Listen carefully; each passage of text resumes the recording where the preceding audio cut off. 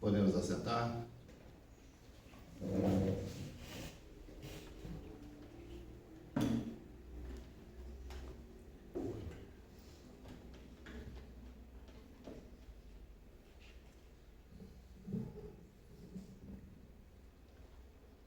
Hoje eu quero dizer que eu me sinto muito à vontade para pregar sobre esse texto, porque eu fui, né, eu recebi uma cura, né?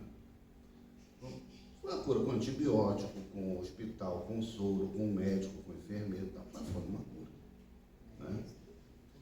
E então eu entendo a situação da sogra de Pedro, aqui relatada nesse texto. Aliás, esse texto ele é muito interessante. Ele descreve assim 24 horas na vida de Jesus. Ele começa de manhã, ele vai na sinagoga, depois da sinagoga ele vai cura uma pessoa oprimida, né, por demônios. Depois ele vai na casa de Pedro, cura a sogra de Pedro, e depois ele tem, né, outras atividades. Ele começa a receber outras pessoas de toda a cidade para serem curadas e termina o dia assim. E depois, então, no outro dia, de madrugada, ele se levanta para orar. Então, 24 horas na vida de Jesus Cristo. É o título, digamos assim, desse capítulo 1, esse trecho do Evangelho de Marcos, né? E é muito interessante porque a gente via, né, o que acontecia na vida de Jesus no seu dia a dia. A primeira coisa que eu noto aqui é que a casa onde Pedro morava era um pouco parecida com a minha casa, né? Porque aqui ele descreve o seguinte: Jesus saiu então, né, da sinagoga junto com Tiago e João e foram para a casa de Simão e André, dois irmãos, né? Simão Pedro e André. Quando a gente vai na casa de dois irmãos, normalmente ou eles moram com os pais, mas a gente é amigo deles, né? Eles moram na casa dos pais, os irmãos moram lá. Ou então, igual meus filhos, por exemplo, dividem um apartamento. É a casa do Ariel e da Heloísa, né? O apartamento deles, né? Mas aqui, além de Simão e Pedro, morava também a sogra de Pedro. Se a sogra dele morava lá, queria dizer que ele era casado. Então morava também a esposa dele e provavelmente os filhos do casal. A Bíblia não menciona quem seriam, mas se eles tinham filhos, morava também. Então era uma casa multifamiliar, né? Morava o irmão de Pedro, mas morava também a família da esposa, né? É mais ou menos que nem lá em casa, eu moro com a minha sogra. Olha ela aqui, tá vendo? E com o meu sogro também, e com meus sobrinhos, né? Então, é a casa multifamiliar parecida com a minha.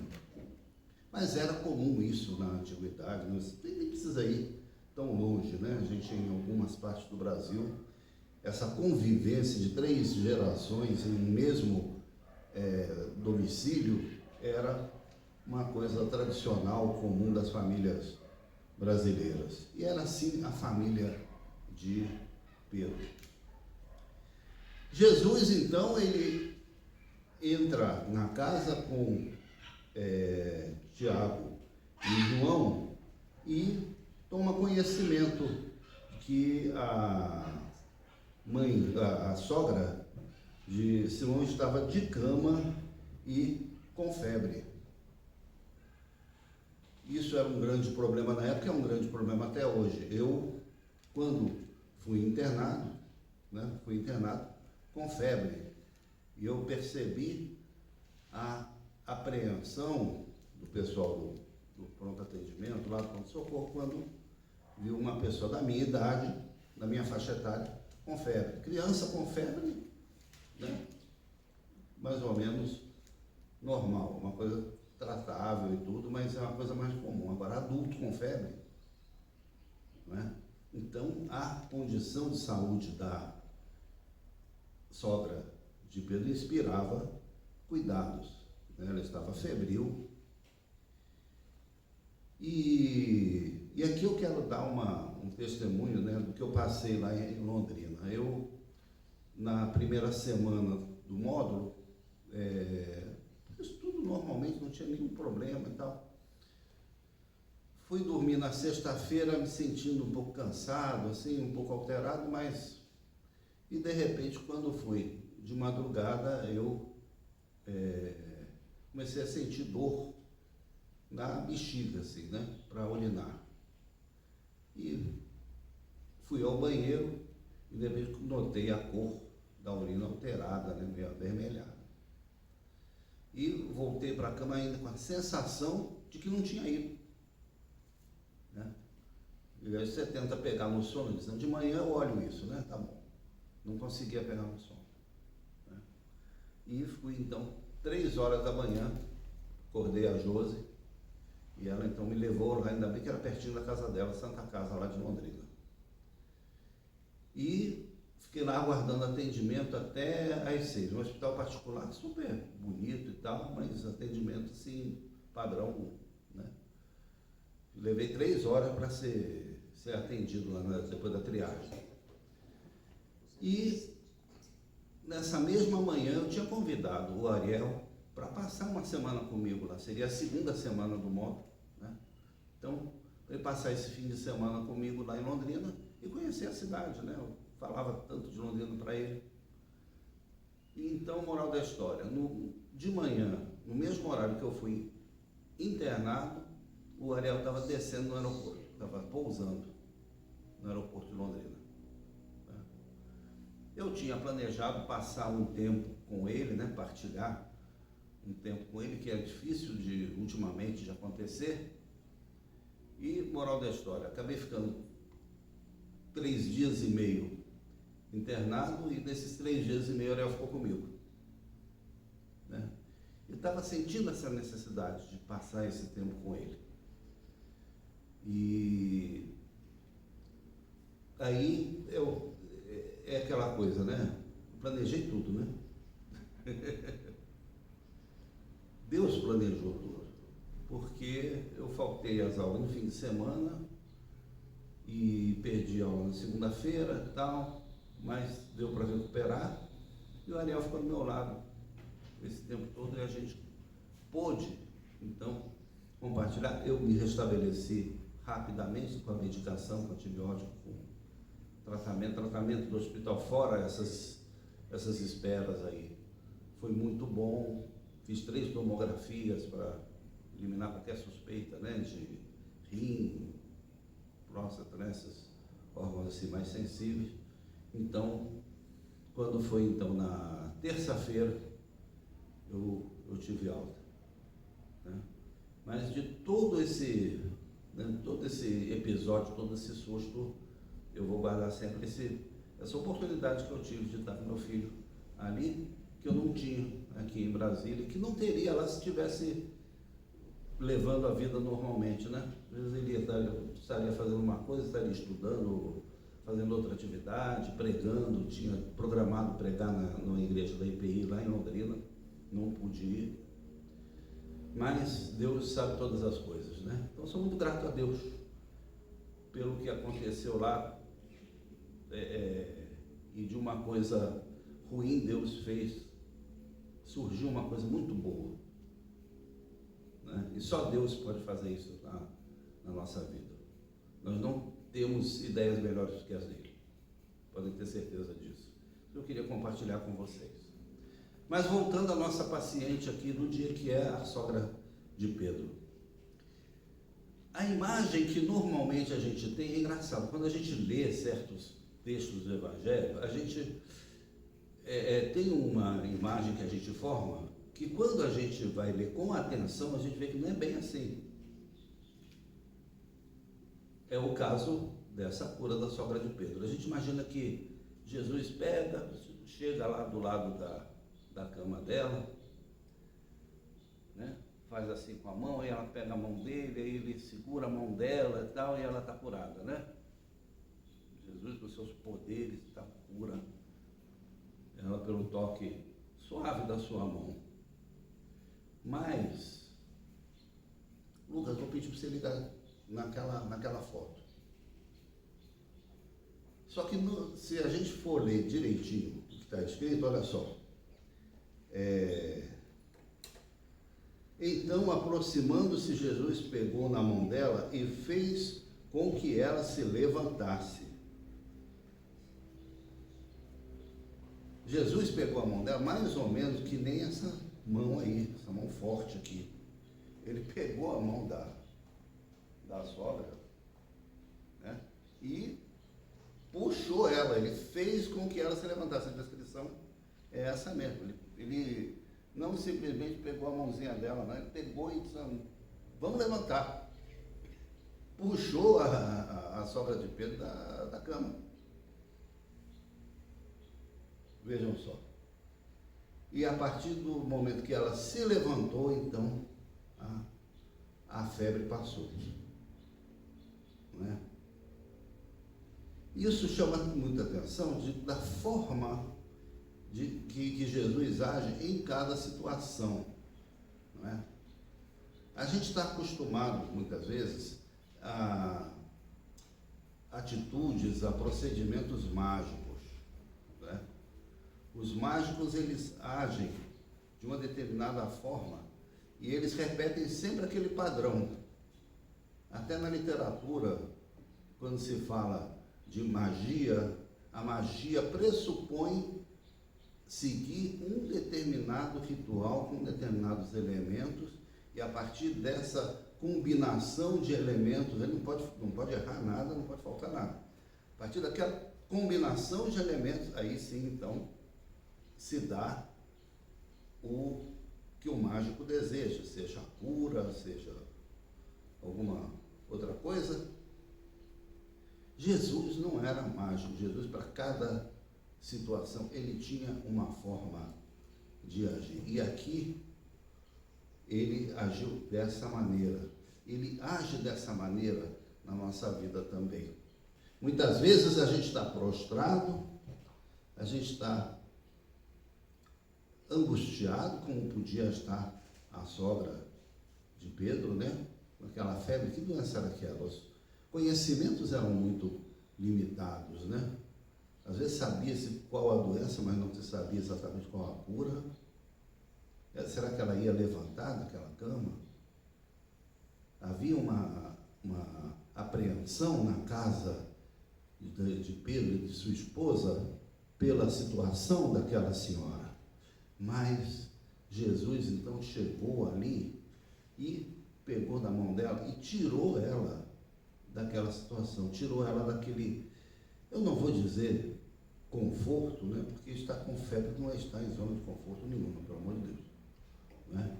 Mas tirou daquela estagnação, digamos assim, daquela imobilidade, daquela limitação, daquela falta de perspectiva. Ela não se levantava. E Jesus tomou a mão dela assim com força, a força de um operário, a força de um carpinteiro, coqueiro, né? E puxou ela e colocou ela em pé. Então daí a descrição do texto aqui, né? Fez com que se levantasse.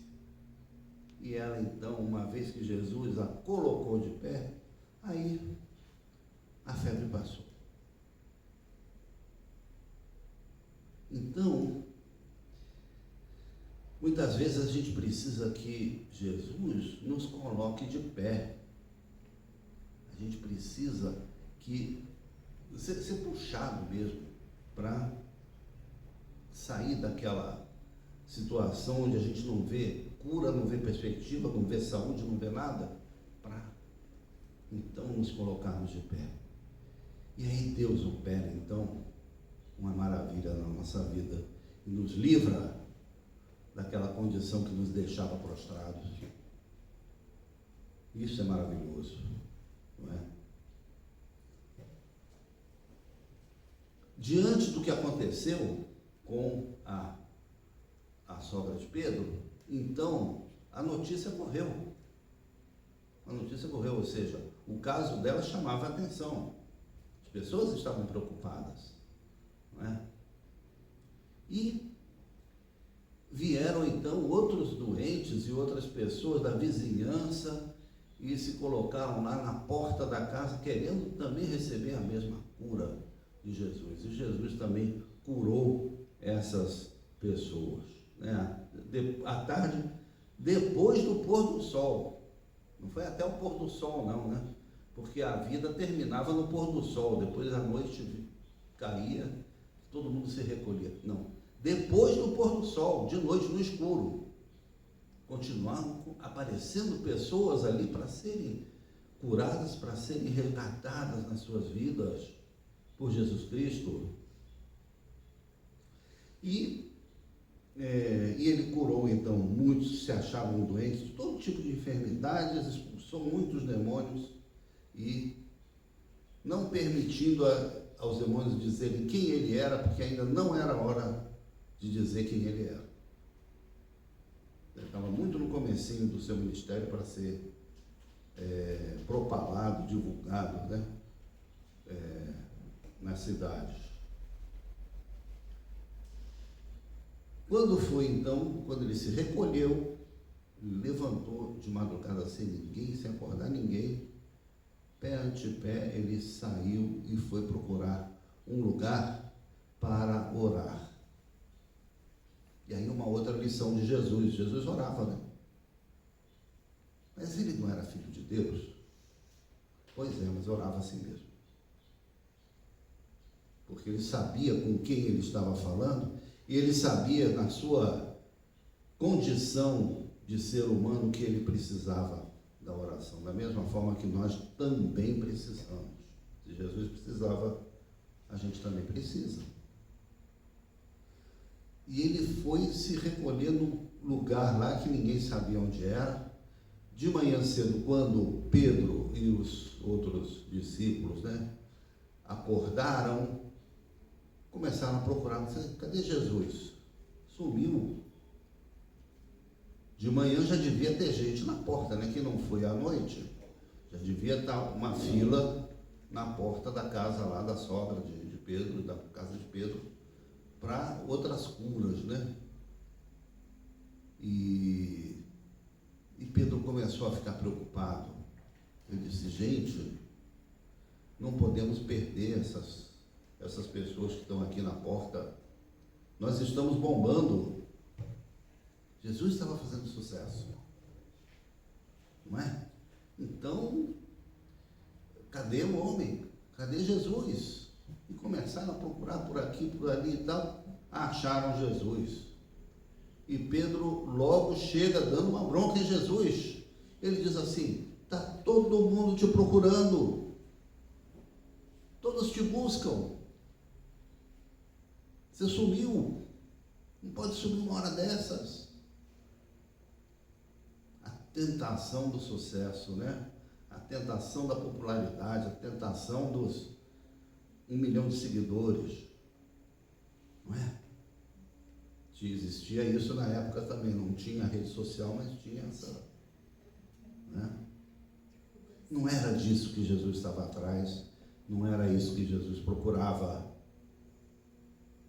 Jesus não queria fazer de Cafarnaum um ponto de atração, né? Mais ou menos como João Batista fazia nas margens do Jordão. Não, Jesus não queria isso. Um grande centro de peregrinação, onde as pessoas iriam procurá-lo para resolver seus problemas. Não, ele queria ir de cidade em cidade na Galileia, para começar. Então ele disse, olha, vamos para outras cidades, porque foi para isso que eu vim, para ir onde as pessoas estão, e não para atrair multidões atrás de mim, não é esse meu projeto. bem diferente, né, do que a gente vê hoje, inclusive dentro de muitas igrejas, de grandes igrejas, né? Uma coisa importante que a gente vê também na sogra de Pedro, né? Quando ela se vê curada, ela então passa a servir Jesus, servir os seus discípulos. Foi para isso que Jesus a curou, para que ela pudesse servir aos outros, não numa forma subalterna, não numa forma, porque a gente não vê com muito bons olhos, né, às vezes o servir, né? Mas servir é um trabalho nobre, né? Eu mesmo, o que eu sou? Eu sou um servidor público. Meu trabalho é servir a população do meu país, serviu através do Poder Legislativo, né? Então, servir é algo nobre. E nós somos chamados também para o quê? Para servir. Como a sogra de Pedro, uma vez restabelecida, passou então a servi-los. Eu estou lembrando aqui da página Bíblia de Taipa. Quem não conhece ou quem ainda não viu, vale a pena, é uma coisa muito bela. É uma versão em áudio da Bíblia, narrada numa linguagem bem nordestina, bem sertaneja do Nordeste, e que contextualiza todo o Evangelho de Marcos. No caso aqui da sogra de Pedro, diz que ela estava ardendo em febre, deitada numa rede. E quando foram ver, ela já estava na cozinha, preparando coisas, fazendo coisas para servir a Jesus e aos seus discípulos. De forma bem resumida, a narração muito bela, muito próxima da gente, que dá vontade de não parar de ouvir. Às vezes eu ponho para ouvir assim, a leitura que eles fazem, é muito bonita, né? Fala muito ao meu coração. Então ela se levantou da rede com a ajuda de Jesus, né? Que Deus nos levante, que nós tenhamos essa mesma ajuda, né? Que Deus pegue a nossa mão e nos coloque de pé e nos faça também, restaure a nossa saúde, nos faça também servir, aprender a servir da mesma forma que Ele fez com essa mulher que passou para a história, sem um nome, mais conhecida como a sogra de Pedro. Amém? Amém. Vamos ler essa afirmação de fé que é da Igreja Unida do Canadá. A Igreja Unida do Canadá, ela junta Igreja Presbiteriana, Igrejas Metodistas, Igrejas Luteranas.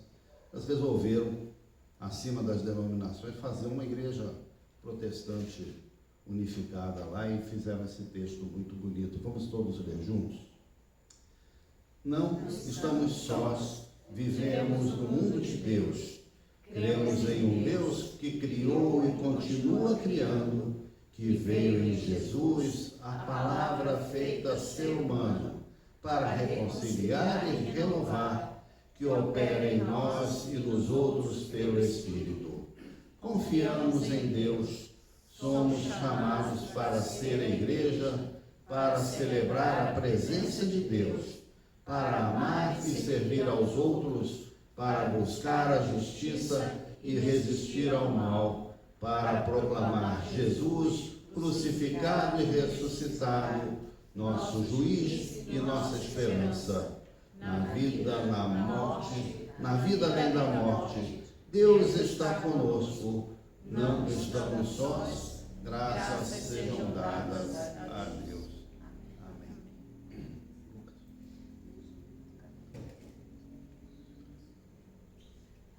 Vamos lembrar